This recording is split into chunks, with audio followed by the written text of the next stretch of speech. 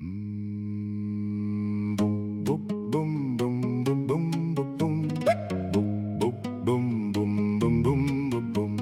Hay ba, sa đua, hay ba, hay ba, yeah. Đèn là bác ca hô lụt tơ lời, miệng thì to mà tay thì lười. Mà hà chê mà hà dòng tôn hao cơm gạo. Muốn có tiền kiêng giấc mơ, muốn có tương lai, không đi qua để nghe câu nói ok, nghe câu ok, không nghe là câu tháo cơ xong vết clue ha móc mắt ha mười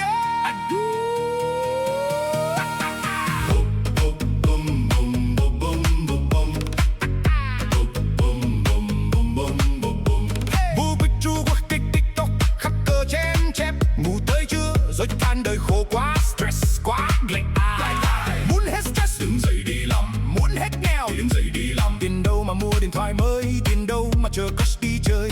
Cậu thấy ha đăng story cuộc sống khó khăn nhưng tay thì cầm remote, miệng thì kể lể đủ thứ nhưng chân thì không chịu bước ra cửa. Má sinh ông già, má rơi mồ hôi bao công nhiêu sức, đừng như thằng ăn hai vậy chưa ya.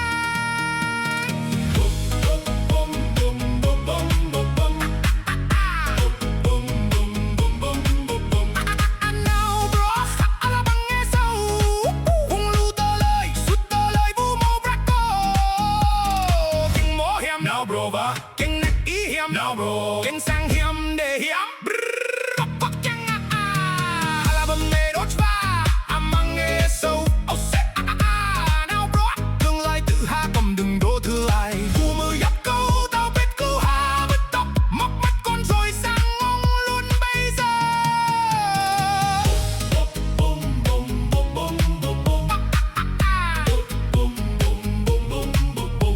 Câu nói thật lòng cho nghe, thế hệ trẻ là qua thích ăn sung mặc sướng, thích flex mà không chịu đổ mồ hôi. Kiếm mồ hôi đi phải có bro, muốn người ta yêu thật lòng phải có backdoor cho tương lai chứ ta nằm giấc mơ mong mỏi ăn. Sau này giàu, sau này thành công, sau này gì nếu hôm nay ha là thì mai mốt bưng nghe sâu.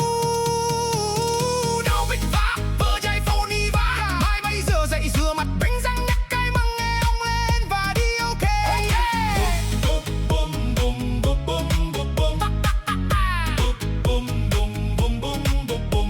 Anh đang nói nhiều ố đau đầu không giải thích sai dòng, ý mồm và hành động làm mới có bả ý mồm và hành động mới có màu hiền. Ý mồm và hành động muốn chắc là cả bung bung sang nó xem thì thấy có prắc chứ. Câu không dậy ha làm giàu nhanh, câu dây mây làm người có trách nhiệm. Mà là dinh nhăng sẽ số một nô rách check tương lai ông từ từ. Nghe câu lần nữa viết sang đi nào bro về.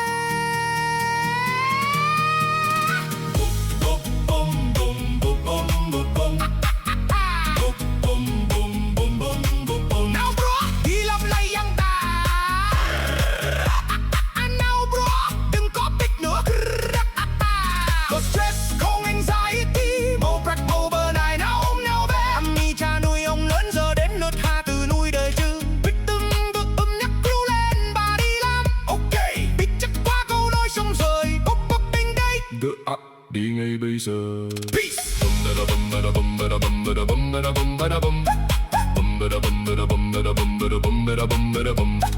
Turn the volume down, stop this shit now, bro. Vacha.